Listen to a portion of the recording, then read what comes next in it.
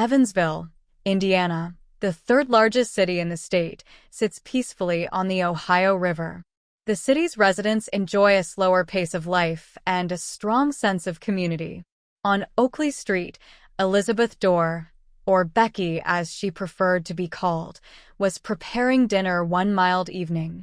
Her husband, firefighter Robbie Doerr, was expected home around 7 p.m. after covering a half shift for a colleague. Robbie, a dedicated firefighter since 1991, often worked 24-hour shifts. That evening, Becky listened to his truck's sound on the gravel driveway. But instead of the familiar sight of her husband carrying his work gear, she heard an unexpected popping noise, gunfire. Panicked, Becky called 911, reporting that her husband had been shot. When the police and firefighters arrived, they found Robbie struggling to breathe, shot multiple times. Despite their best efforts, Robbie, a beloved firefighter and friend, died in his driveway. Robbie had followed in his father's footsteps, dedicating his life to firefighting. However, the job didn't always pay the bills.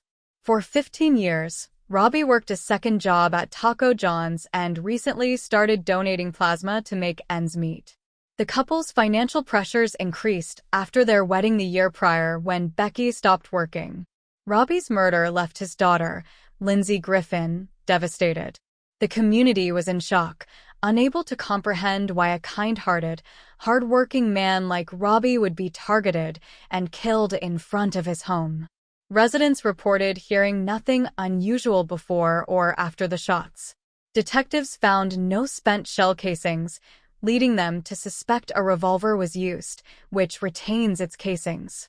Robbie was shot in the shoulder and head from behind, and the mixed ammunition types suggested a Taurus Judge revolver, capable of firing both buckshot and .45 caliber rounds. The gun had been stolen 6 months earlier from the River City pawn shop, located just 15 minutes from Robbie's house. The day after Robbie's murder, Becky visited the fire station to inquire about his pension. Her interest in the death benefit, just hours after his death, raised suspicions among Robbie's colleagues. A week later, after Robbie's funeral, Becky was brought in for further questioning by the police and FBI.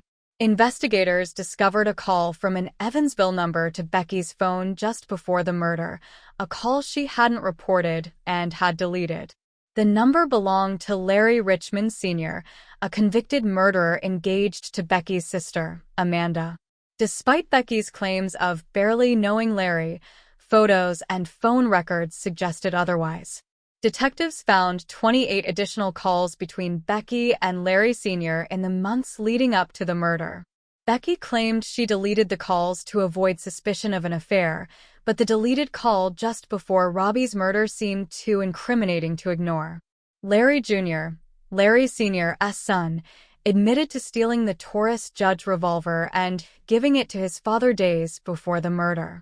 Larry Sr. went back to prison in August 2020 for firearm possession, but the case against Becky continued.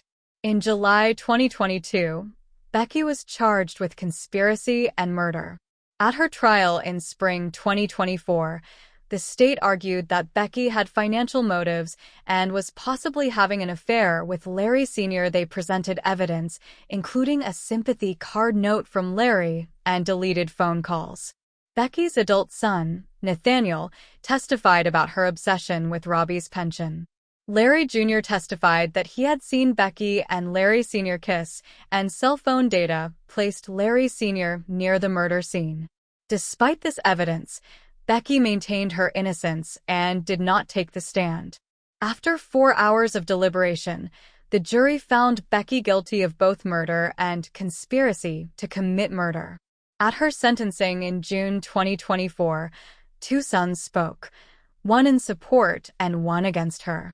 Becky received 60 years for murder and 30 years for conspiracy, to be served consecutively. Though her attorneys plan to appeal, for Robbie's family and the community, justice has been served. His daughter, Lindsay, and his firefighting brothers can finally find some peace knowing that those responsible for his death are being held accountable. Thank you for joining us to explore this sad and complicated story. We hope this helps to understand what happened and bring some peace to those affected. Take care and stay safe.